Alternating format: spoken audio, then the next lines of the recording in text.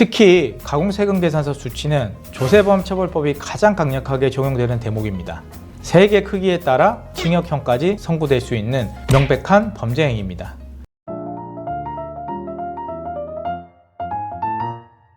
대표님들, 사업을 하다 보면 주변에서 이런 유혹적인 말을 한 번쯤 들어보셨을 겁니다. 현금으로 받으면 세금 안 내도 돼 같은 위험한 말들 말이죠.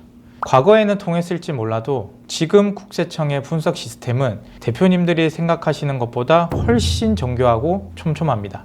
설마 나까지 알겠어 하다가 적발되는 순간 단순히 세금 좀 더 내고 끝나는 게 아니라 그동안 벌어둔 수익의 상당 부분을 본세 및 가산세로 한꺼번에 토해내야 할 수도 있습니다. 안녕하세요. 박성훈의 세무노트 박성훈 세무사입니다. 오늘은 사업자라면 절대 하지 말아야 할 4가지를 정리해 드리겠습니다. 지금 우리 회사의 장부가 이 4가지 중 하나라도 해당이 된다면 오늘 영상을 끝까지 보시고 반드시 점검해 보셔야 합니다. 우선 첫 번째로 여전히 많은 대표님이 유혹을 느끼는 항목인 현금 영수증 없이 받은 현금을 장부에서 통째로 누락시키는 것입니다. 하지만 국세청은 이제 단순히 신고된 창부만 보고 판단하지 않습니다. 첫째, 국세청은 PCI를 통해 번 돈 대비 쓰는 돈이 많은지를 전산으로 자동 검증하는 시스템을 활용합니다. 이 PCI 시스템은 숫자의 불균형을 데이터가 먼저 찾아내는 방식이라고 보면 됩니다. 국세청은 대표님이 얼마를 버는지보다 얼마를 쓰는지에 더 관심이 많습니다. 지출이 소득을 앞지르는 순간 PCI 시스템의 경고등이 켜집니다. 둘째, 업종별 매입 대비 매출 비중을 업종 평균과 비교하여 분석합니다.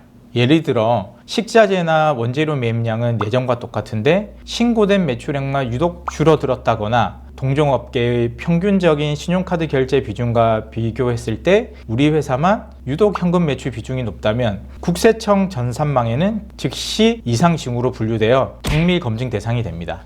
즉, 현금을 받는 게 문제가 아니라 받은 현금을 신고해서 누락시킨 정황을 데이터로 찾아내는 겁니다. 여기에 더 무서운 건 현금 영수증 미발행 신고 제도입니다. 요즘은 소비자들도 포상금 제도에 대해 아주 잘 알고 있습니다. 세금을 줄여보려고 현금 결제를 유도했다가 고객이 나중에 신고를 해버리면 세무서로부터 사실 확인 안내문을 받게 됩니다. 단순히 가산세를 내고 끝나는 게 아닙니다. 이런 신고가 누적이 되면 세무서는 해당 사업장을 중점 관리 대상으로 분류하고 결국 현장 확인이나 세무조사의 결정적인 요인이 됩니다. 만약 고의적인 매출 누락으로 적발되면 누락한 부가가치세와 소득세는 당연히 내야 하고 부당과소신고 가산세 40%가 붙습니다. 여기에 하루 단위로 붙는 납부지연 가산세까지 합쳐지면 원래 냈어야 할 세금의 몇 배를 한꺼번에 토해내야 하는 상황이 벌어집니다. 결국 세금 좀 아껴보려다 그동안 벌어둔 돈까지 다 잃는 결과로 이어지게 됩니다. 두 번째는 사업용 계좌가 아닌 가족이나 지인 혹은 직원 명의의 차명 계좌를 사용하는 경우입니다.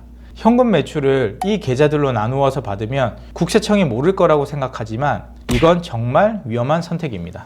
국세청은 금융정보분석원 FIU로부터 일정 금액 이상의 현금 거래나 의심 현금 거래에 대해서 데이터를 제공받습니다.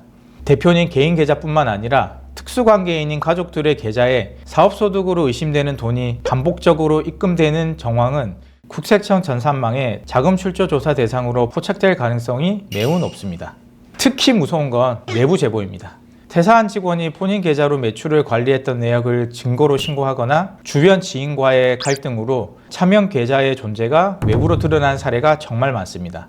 일단 차명 계좌 하나가 밝혀지면 국세청은 해당 계좌의 과거 몇 년치 입출금 내역 전체에 대해 소명을 요구합니다. 이때 사업소득이 아님을 명확히 입증하지 못하면 입금액 전체를 매출 누락으로 간주하여 본세 및 가산세를 추징하게 됩니다. 아울러 탈루세액이 1,000만 원 이상 추징될 경우 계좌당 100만 원의 포상금이 지급되는 제도가 있어 내부 제보의 기폭제가 됩니다. 차명 계좌 사용은 단순히 세금을 더 내는 것으로 끝나지 않습니다. 사안이 중대할 경우 조세범 처벌법에 따라 형사처벌까지 검토될 수 있습니다. 세 번째로는 실제로 거래하지 않았으면서 세금을 줄일 목적으로 가짜 세금 계산서를 수취하는 가공경비 항목입니다. 비용이 부족하다고 해서 소위 자료상이라 불리는 곳에서 수수료를 주고 계산서를 사오는 행위는 국세청이 최우선으로 추적하는 대상입니다. 국세청은 조기경보 시스템을 통해 세금 계산서 발행 내역을 상시 분석하고 있습니다. 매입은 없는데 매출만 비정상적으로 많이 발생하는 업체나 설립된 지 얼마 안 되어 거액의 세금 계산서를 발행하는 업체들을 정밀하게 걸러냅니다. 만약 대표님이 거래한 상대방이 이런 부정한 업체로 판명이 되면 업체와 거래한 모든 사업자는 조사 대상 명단에 오르게 됩니다. 거래 상대방이 적발되는 순간 나도 함께 검증을 피할 수 없는 구조입니다. 당장 조사가 나오지 않더라도 나중에 국세청은 해당 지출이 실제로 일어났는지를 반드시 따져 묻습니다. 실제 물건이 오갔는지, 운반비는 누가 부담했는지, 창고 입고 기록은 남아있는지 등 구체적인 증거를 요구합니다. 이때 실제 거래 증빙을 제시하지 못하면 해당 비용은 전액 부인당하고 누락된 세금은 물론 막대한 가산세가 부과됩니다. 특히 가공세금 계산서 수치는 조세범 처벌법이 가장 강력하게 적용되는 대목입니다. 세액의 크기에 따라 징역형까지 선고될 수 있는 명백한 범죄 행위입니다.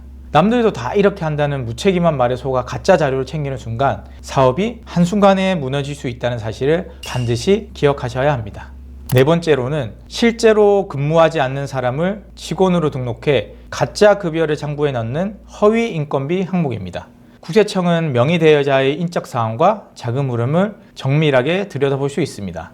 실제 근무 형태와 해당 인물의 거주지, 연령, 그리고 다른 직업 유무 등을 대조하면 허위 여부가 금방 드러납니다. 예를 들어 다른 지역에 사는 고령의 부모님이 우리 사업장에서 매일 근무하며 월급을 받아간다거나 다른 직장에 다니는 자녀가 이중으로 급여를 받는 정황은 국세청 전산망에 부적정 인건비로 포착됩니다. 여기서 특히 무서운 점은 자금의 흐름입니다. 국세청은 급여가 실제로 명의자의 계좌로 들어갔는지, 그리고 그 돈이 다시 대표님이나 회사의 계좌로 되돌아오지는 않았는지 송금 내역을 끝까지 추적합니다. 만약 급여를 지급한 뒤 대표님이 현금으로 다시 돌려받은 정황이 드러나면 단순한 비용 부인을 넘어 의도적인 소득은닉으로 봅니다. 허위 인건비가 적발되면 그동안 비용 처리했던 급여 전액이 부인됩니다. 이에 따른 법인세와 소득세 추징은 물론이고 명의를 빌려준 가족까지 불법 자금 조성에 연루되어 함께 조사 대상이 될 수 있습니다. 가족이니까 이름만 올리자라는 안일한 판단이 결국 온 가족이 세무 검증의 대상이 되는 최악의 결과가 될 수 있다는 점을 반드시 기억하셔야 합니다. 오늘은 사업자가 절대 하지 말아야 할 4가지에 대해 이야기해 봤습니다. 국세청의 전산망은 이제 대표님들의 예상보다 훨씬 더 정교하게 모든 데이터를 들여다보고 있습니다. 결국 사업을 끝까지 지키는 힘은 편법이 아닌 원칙에 맞는 투명한 장부에서 나옵니다. 오늘 짚어드린 내용을 다시 한번 점검하셔서 세무 리스크 없는 안전한 경영하시길 바랍니다. 앞으로도 유용한 세무 정보를 전해드리겠습니다. 오늘 영상이 도움되셨다면 구독, 좋아요, 알림 설정 부탁드립니다. 감사합니다.